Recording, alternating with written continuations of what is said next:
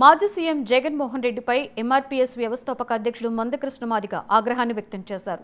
ఎస్సీల విషయంలో జగన్మోహన్ రెడ్డి మాట తప్పారని విమర్శించారు. ఎస్సీ వర్గీకరణపై జగన్ తన వైఖరిని చెప్పాలని అన్నారు. వైసీపీ మాలల ఆధిపత్యం కోసం మాదిగలను అణగదొక్కుతుందని ఆవేదన వ్యక్తం చేశారు. జగన్ తన అభిప్రాయాన్ని ఆదిమూలపు సురేష్తో చెప్పించారా అని ప్రశ్నించారు. ఎస్సీ వర్గీకరణ న్యాయబద్ధమే అని సుప్రీంకోర్టు చెప్పిన విషయాన్ని ఆయన గుర్తు చేశారు.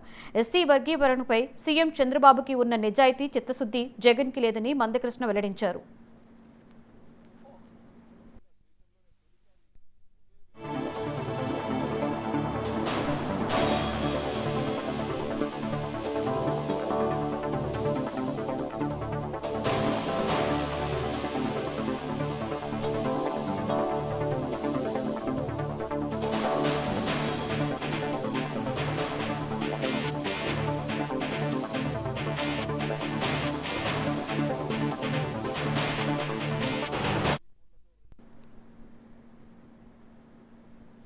హైదరాబాద్ గచ్చిబౌలిలో భారీ దోపిడీ జరిగింది.